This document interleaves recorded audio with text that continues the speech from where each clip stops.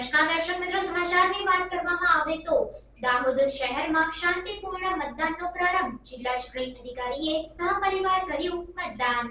લોકસભા સામાન્ય ચૂંટણીમાં આજે મતદાનના દિવસે પોતાનો અમૂલ્ય મત આપી દેશના ભવિષ્ય માટે પોતાનો ફાળો આપતા જિલ્લા ચૂંટણી અધિકારી યોગેશ નિરગુડેએ તમામ મતદારોને અપીલ કરી હતી કે મેં સહપરિવાર વોટ કરીને મારી ફરજ બજાવી છે.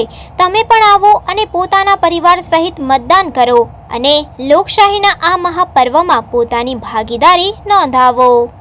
સહપરિવાર મતદાન કરવા માટે આવો અને લોકશાહીને મજબૂત